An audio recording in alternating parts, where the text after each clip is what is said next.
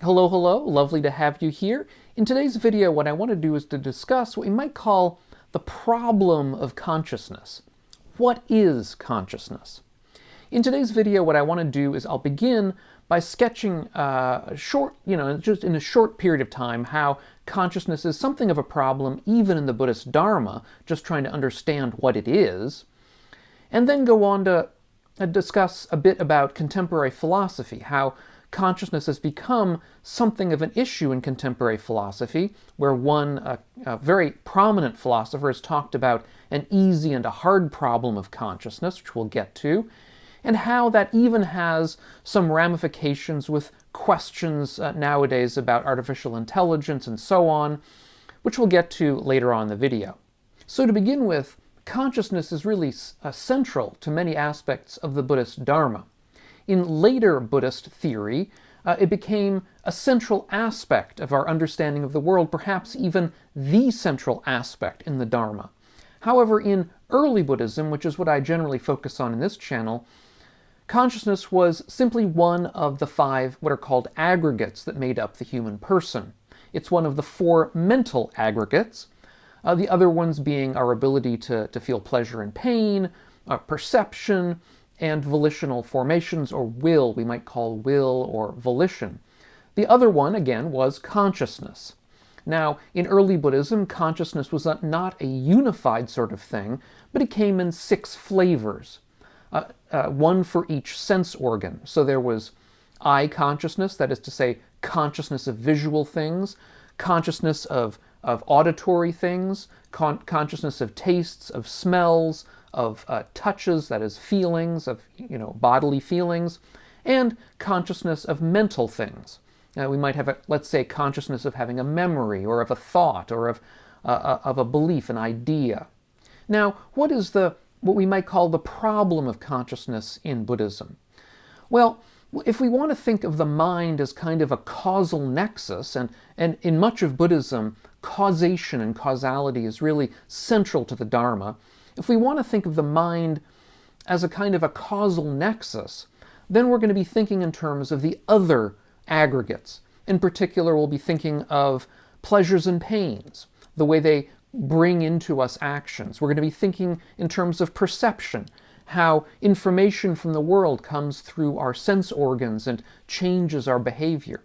We're going to be thinking in terms of volition, of willing certain things, of deciding to act in certain ways or not to act in other ways. But what, in that picture, this picture of the mind as kind of a causal nexus, where does consciousness fit in? It doesn't seem like it has a role. Consciousness here seems like a kind of a 5th wheel. It seems like it doesn't do anything. And yet, on the other hand, consciousness also seems like it's the ingredient that makes everything else seem worthwhile. It seems like without consciousness, life would lose its meaning or purpose, and we'll get to that a bit later in this video. And also, we should add that consciousness played a central role in the Buddha's idea of personal continuity, such as it was in early Buddhism. I did a video about that in the past. I'll leave a link to that and a bunch of other videos about the general question of personal identity down in the notes. So that's the problem, we might say, a problem of consciousness in Buddhism.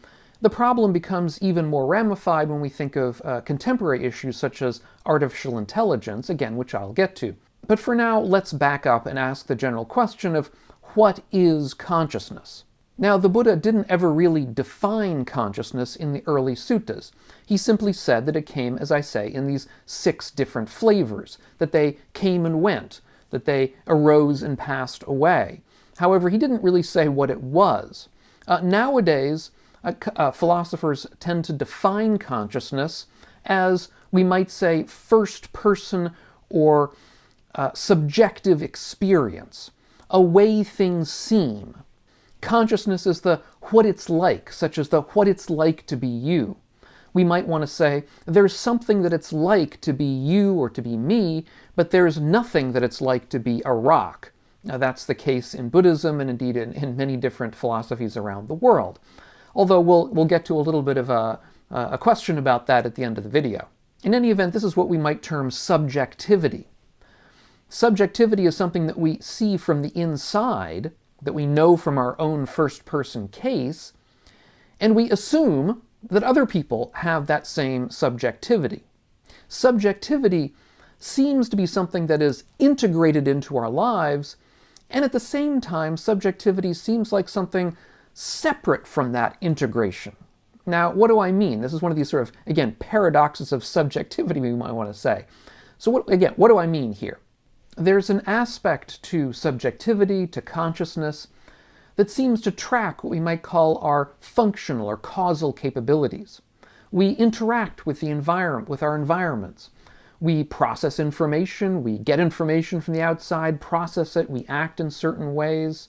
And so it seems like there is an aspect to this subjectivity, to consciousness, that we can understand by seeing how either we ourselves or something else around us behaves. If some small organism, or perhaps even some artificially intelligent system, seems to behave in a sufficiently complex manner, interacting with its environment in the right ways, we may begin to think that it's conscious.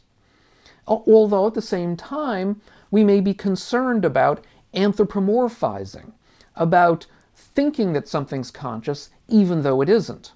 Indeed, it seems as though something could act completely as though it were conscious and yet not be conscious.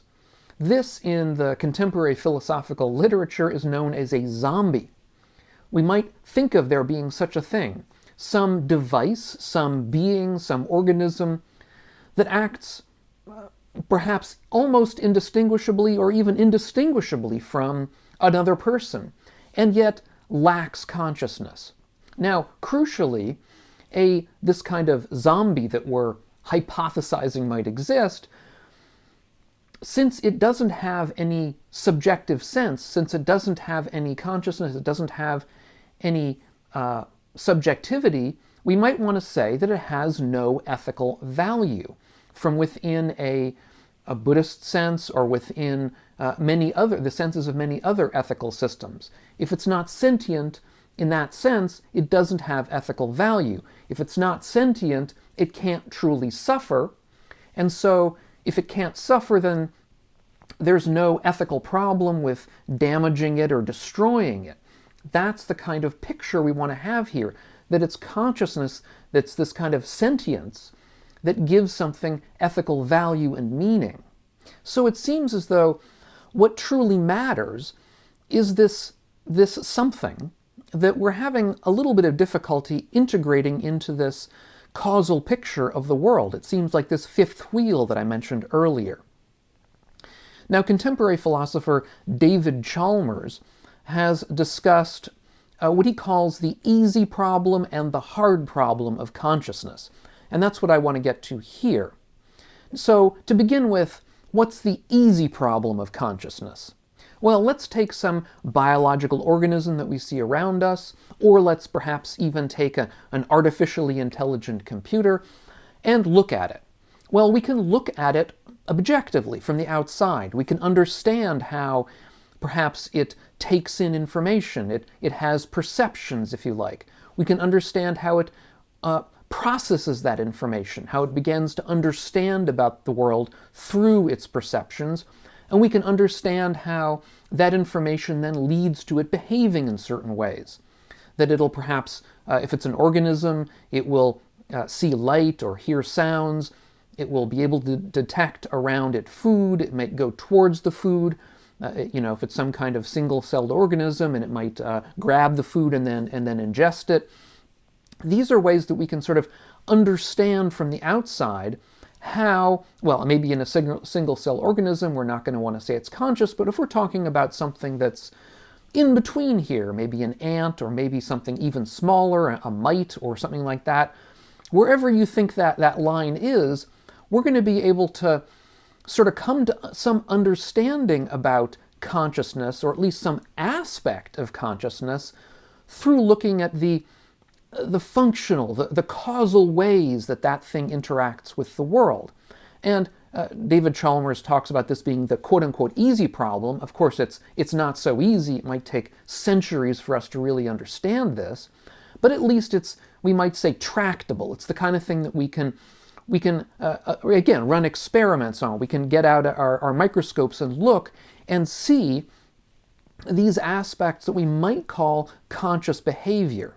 The problem is that all of these things we've been talking about, all of these kind of causal features of perception, information processing, and so on, all of these might be going on, and there still not be any consciousness there, as some people say about, let's say, contemporary artificial intelligence. Or we might want to say, perhaps the thing is just a zombie. It looks like a human, it acts like a human, but there's, or whatever, a sufficiently complex organism, but there's no consciousness there. Nobody's at home. In the philosopher's jargon, what we would want to say is that the epistemology doesn't quite capture the metaphysics. That is to say, how we know about something, in this case consciousness, doesn't seem to quite get at what consciousness really is. It seems like we could know all the facts about behavior, we could know all the facts about the causal picture of some organism or some device, and still not capture whether or not it had any subjective experience. Now, the philosopher Frank Jackson had a very famous paper out a while back where he discussed a thought experiment. He put forward a scientist named Mary, who we might say lived in a black and white room, or alternately we might also say she was completely colorblind. She knew all the facts about color. She knew that red was closer to yellow than to blue. She knew that red tended to stand out as a color from the background. It was sort of more vivid as a color than other colors around it for the most part. She knew what wavelengths of light corresponded to red. She knew how experiences of red arose in the brain through the mediation of certain kinds of cones in our retinas. She knew all the, just by hypothesis we'll say, she knew all of the causal, functional facts about color.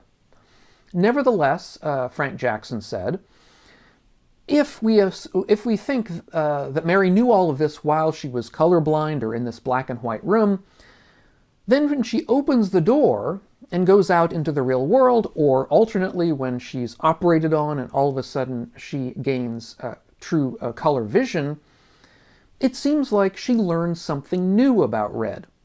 She knew all of the causal facts, she knew all of the functional facts about red, but she didn't know the subjective experience of red.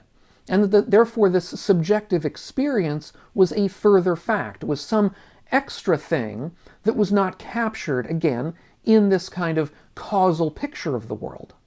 So it seems that there's something more to the world, something more to know about the world than simply causal relations.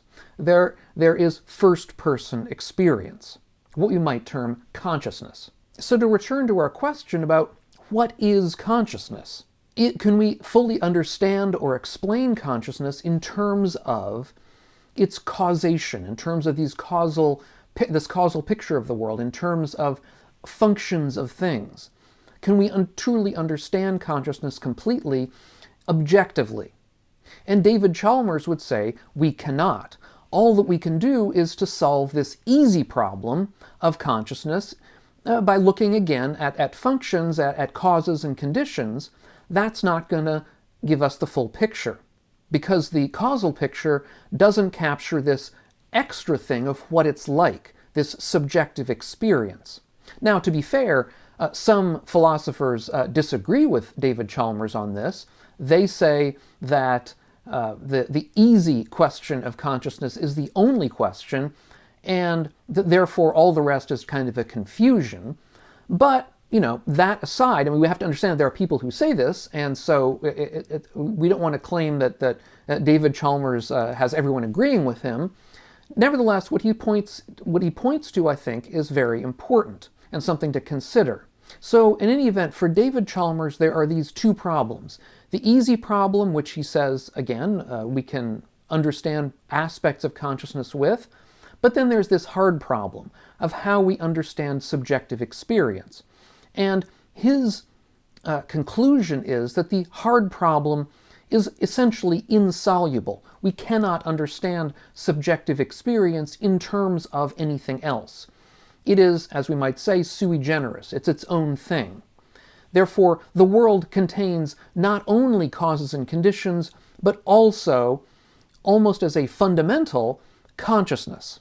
Now, what would the Buddha say about all of this? We can't know for sure, of course, but my expectation is he would probably agree that consciousness was not the sort of thing that could be understood in terms of other things, the way, let's say, a self could be understood in terms of the five aggregates. Consciousness is one of the five aggregates. It wasn't understandable in terms of the others. It was something, again, sui generis, although, again, it came in types for the Buddha. Now, one question we might ask is, does David Chalmers' conclusion that consciousness is basically part of the fundamental features of reality, as it's a thing that's fundamental to reality, does that change how we might look at something like artificial intelligence, our understanding of them being conscious or not being conscious? And I don't think it really does, because in fact, David Chalmers is quite happy to suppose that artificially intelligent systems are conscious. Indeed, for David Chalmers, any sufficiently complicated functional system is conscious, or could be conscious. He gives the possibility that anything could be a zombie, but he doesn't think that things really are zombies in our world.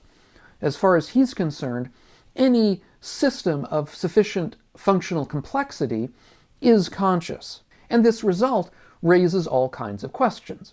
We want to know, or we might want to question, how far down in the complexity scale does consciousness go? Perhaps rocks aren't conscious, but maybe thermostats are, in the sense that thermostats are functional devices. They're incredibly simple functional devices. They only have one very simple function to determine the temperature when something turns on or off, but that's a function. Is a thermostat, to that extent, conscious? It's something you might want to contemplate. I'm not going to try to answer that question. I'm not sure that there is an answer to these kinds of questions, but in any event, I'll leave it there. For a more expansive Buddhist view on the role of consciousnesses in the structure of reality, something that came from somewhat later in Buddhist theory, I have a video about Indra's net, which I'll leave a link to up here on the screen if you haven't seen it or would like to see it again. Thanks so much. If you're getting something out of these videos of mine, consider taking a look at my Patreon page, which is linked down below and here on the screen, and see if you want to help support the channel and the work that we're all doing here. Thanks so much, and we'll catch you on the next video. And meanwhile, all of you, be well.